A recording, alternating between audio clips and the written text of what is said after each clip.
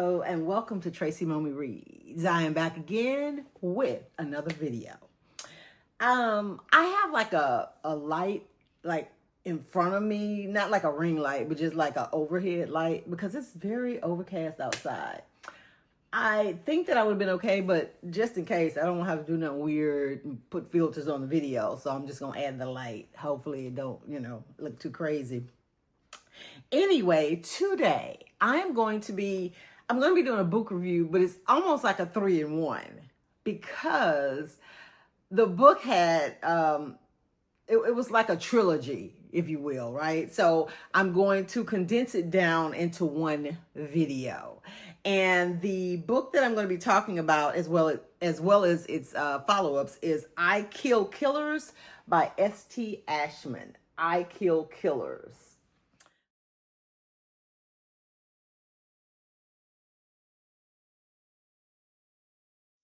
And you can see maybe this little orange sticker thing here. It says heading to screen. So this is about to be either a movie, probably a TV series, because there's so many different things that aren't connected to the first thing. So I can't imagine it being just like a one and done movie. This would definitely have to be a series. And I will be tuning in because this was a wild ride. So much so that I don't know that I knew going in, because mini series. I don't know that I knew going in that it was a series of like more than 2 books, but I knew that there was a book after this one, right? And unfortunately, some books that you read that are considered like standalones, you could read it, and then the next one, it doesn't really, have anything to do with the first one. Maybe there are some little interconnected pieces. Not the case here. You get a cliffhanger in both the first and second book, so you got to keep going because it's important. Like, you're like, what happened? I got to know how this whole thing turned out. The main female character in the book, her name is Leah, right? And when the book starts off, we're getting like some backstory about a little girl and something that happens and how she deals with it. So we're talking about 8 years old. The scene is set for who this woman is going to become, okay? But then we get into the story and a woman is on like a date with a man, right? She met him somewhere and they're on a date. She gets in a truck with him. And this is the last. Now, this first part is a little spoilerish just because I want to set the tone for you. So she gets in the truck with him. And it's very apparent because we're in her mind as what she's seeing. And it's obvious also that he's not a good guy. Like, it's obvious that she has gotten in a vehicle that for a lesser woman would have ended up in their death, in their torture first, and their death, whatever, because she, this is who this man is, right? But he's picked up the wrong woman because she has anticipated all of this, and the predator is quickly about to become prey. So yeah, the way that Leah deals with this man who had clearly, planned to do her extreme harm, it is just like at the same time, like gruesome and jaw-dropping as it is so satisfying, because for the things that he's done to other women before he got to her, he deserves every single thing she does to him. And like I said, it was gruesome. If it were a movie, I'd be, doing like this. But I could not tear my eyes from the page because of the way that it was written. And I was just so absorbed, not necessarily by the scene or the grisliness of it, but the detachment and precision in which Leah operated. I was like, who is this badass sociopath? Who is this psychopath? I need to know more about her. And then that kind of jump starts the story, So you can't help but like and kind of be intrigued as to who is she, why is she this way, where's this going, right? And the story goes back and forth between Leah's life, because she is a very reserved woman by day, who is also an accomplished pianist. She is like a prodigy, on the piano, playing all these classical pieces that require, like, some people are saying she plays it almost better than the person who created it, whether it's a Mozart or a Bach or whoever. And people come from international destinations just to see her play. She is very wealthy, and like I said, the way that the author describes her, there's nothing about her outside of her. She has a very kind of detached demeanor and very prim and kind of cold, but nothing else would make you think that this woman could do some of the things that she does in terms of unaliving people. And it's very Dexter-esque, and how she does the things that she does. And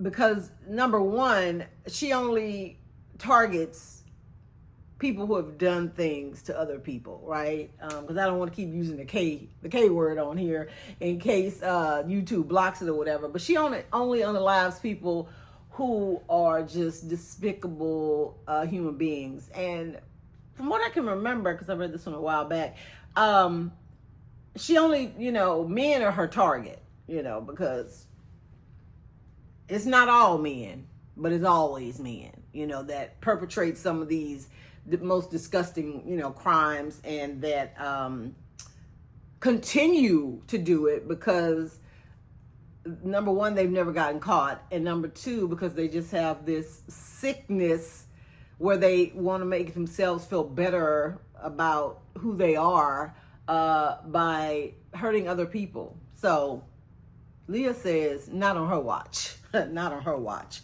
So the other part that we get also is like the police, like their side of it, the investigation, like when they found this man.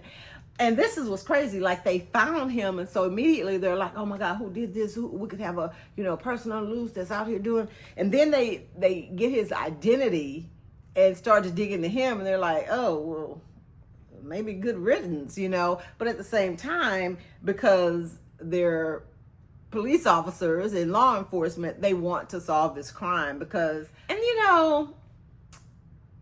I get it on one hand.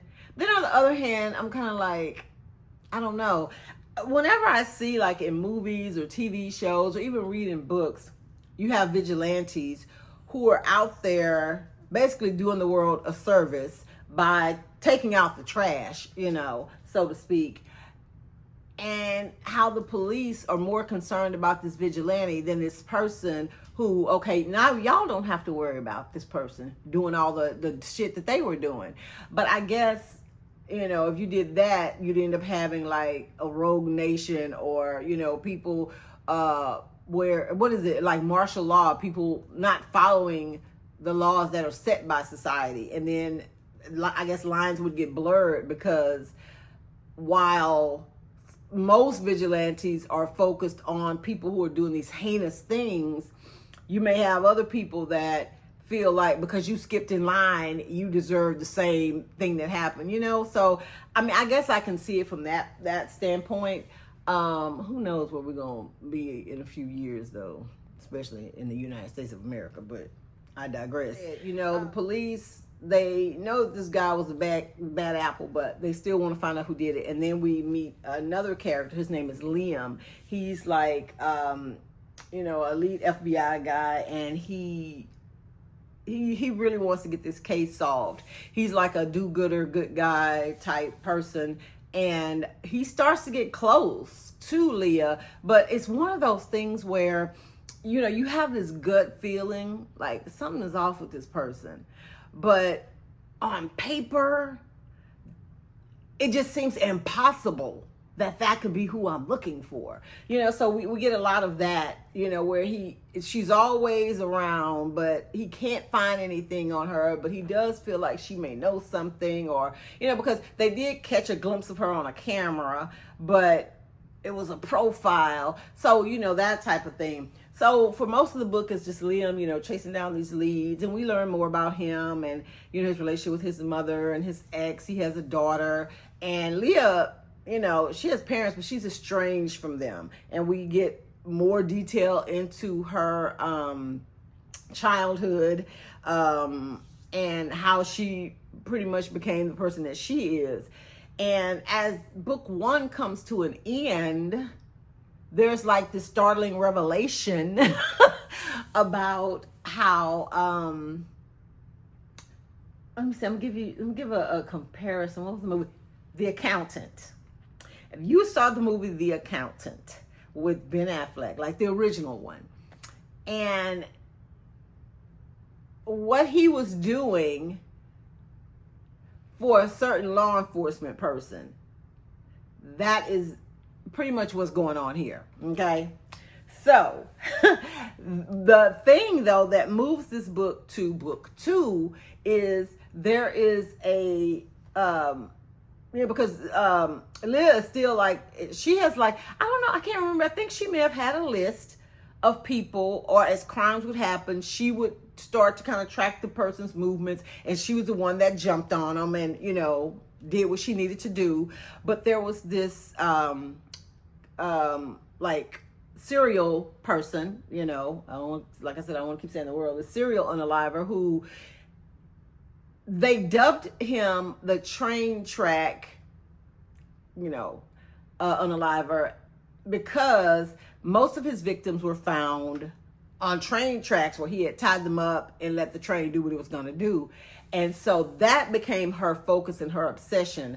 But when book 2 ended, like we get that big twist of what's going on, that they never have, caught the train track person. But there's 2 things that happen at the end of book 1 that are major cliffhangers, that aren't resolved. So not only does that take us into book 2, also we know that because Leah, she gets the job done, and she is becoming obsessed with finding this train track unaliver person. So that becomes a focus in book 2. But we also have a new player. There's like, I think she was kind of in the background in book 1, but she becomes more of a prominent character in the second book. And that is a detective by the name of Rose. So now Rose is a part of what's going on in book 2. And we get, some background on Rose's character as well. And she's even more straight-laced than Liam, because he's kind of softened his stance a bit on things, as the first book comes to an end and we get into the second book. And even though they have, this person, this train track person that they're trying to, figure out who this person is and to stop them before anybody else becomes a victim, there's still other unalivers in the area that have to be dealt with. So I feel like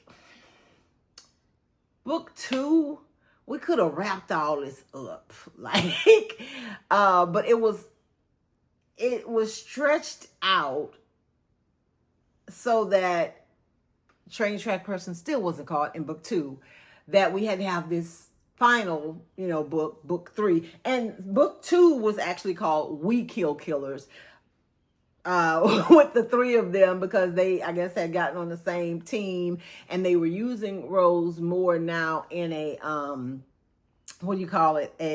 a consultant thing, position.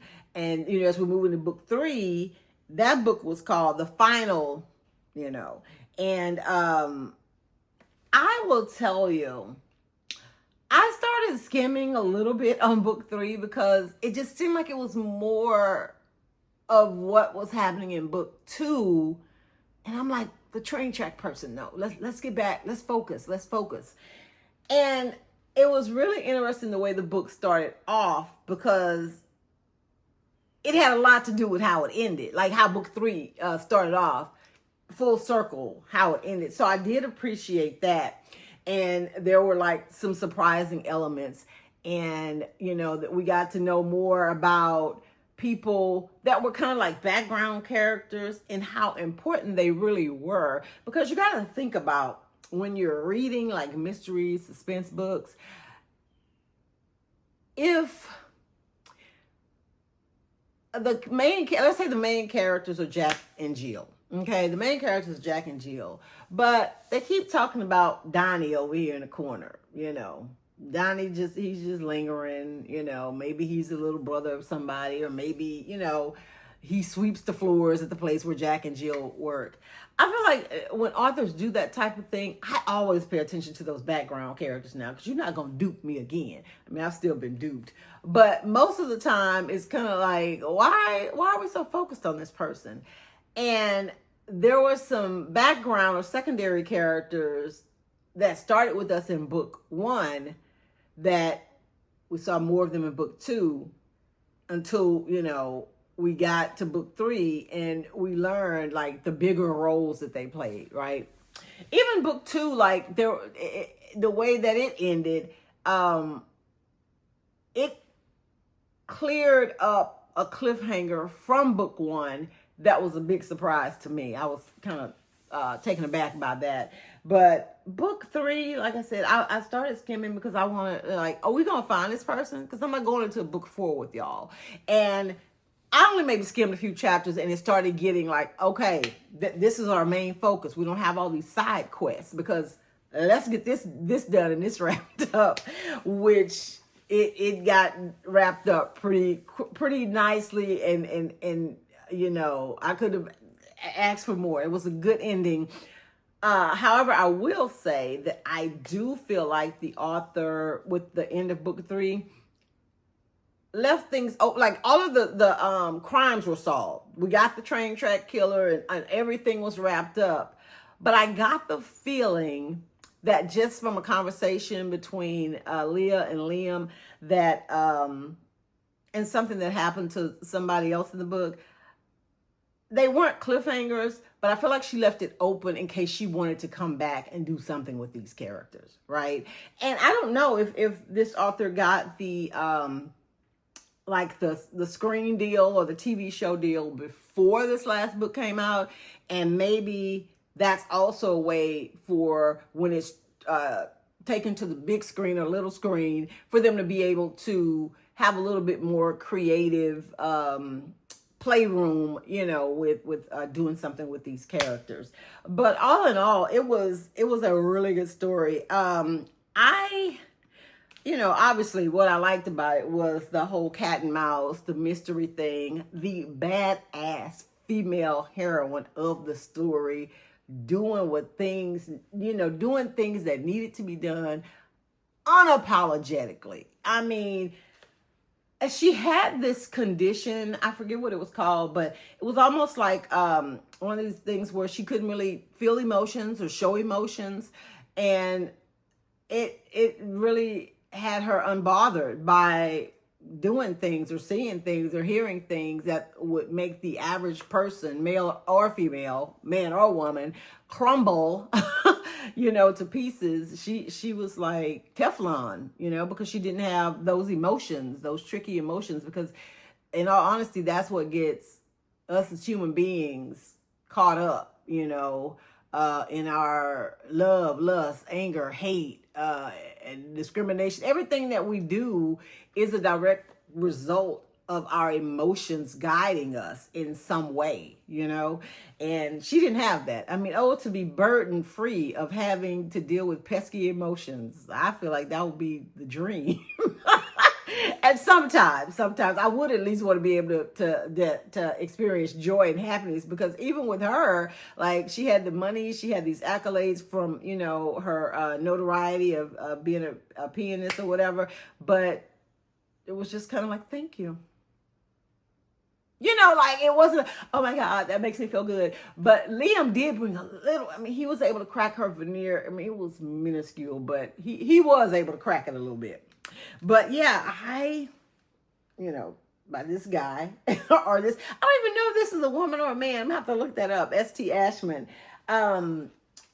Like I said, the only thing I didn't like, I just feel like book 3, we should have just put that in book 2. Like, I don't. It could have been a duet or something, but you know, it's the author's work that they decide to do it how they decide to do it, and maybe it would have felt rushed if we put it all in one book. Maybe, you know, it needed to be like stretched out so that we could get a bit more character development, especially since they had introduced Rose in book 2 and we needed to get more about her. Trigger warnings galore. I mean, the unalivings are very detailed, grisly. And yeah, so if you don't have a strong stomach for reading stuff like that, you know, let alone seeing it or hearing about it, that I would stay away from this particular set of books. What else? I mean, and because the unalivings are a result of these people having done other things. So, I mean, I think the author has trigger warnings. I'm not even going to try to get them all here on the channel. Read those trigger warnings before you dive into those books, because, you know, there's a lot that could trigger you, could make you sick to your stomach. It's a lot going on, but overall, it was gripping. If you're looking for something that's going to have you reading until late in the night and then like having to go double check all your doors are locked, this is the book that will do it. And, you know, I don't know. The big takeaway there is that, you know, number 1, karma comes for us all. Number 2, sometimes the only people, I think, you know, and this is something I've always thought, but I feel like in this book too, it drove home the point. Sometimes the only people that are going to be able to save other people is other people. You know what I mean? I think as far as the human race, other humans, we're going to have to step up to save us from what's going on, what will probably come in the coming years, you know. But so many people just stand by and they wait on other people, whether it be politicians or law enforcement or whoever. And there are, you know, certain circumstances where that should happen. But then sometimes, like when you know, what are you going to do? Just sit around twiddling your thumbs and just hoping that somebody's going to come save the day, when maybe it could be you that saves the day. Okay? And that's all I'm going to say about that. If you have read this book or this entire trilogy, I would love to know your thoughts. I love to know what you thought about it. Please drop them in the comments. And like I said, I cannot wait for these series, because I will be watching with bated breath, like I never even read the book. Because I feel like watching something like that play out on screen is going to be even a more different experience than reading it, because, you know, you'll have the visuals. So yeah, count me all in for that. Fingers crossed that they get the casting right, because that can make or break an adaptation. Anyway, thank you guys for watching. I sincerely appreciate it. Make sure that you like this video and share this video with anyone who you think may enjoy my content. And if you have not taken the opportunity, go ahead and subscribe to my channel now. Go ahead, hit that subscribe button, that post notification bell. You guys enjoy the rest of your weekend, and I will see you next week. Bye.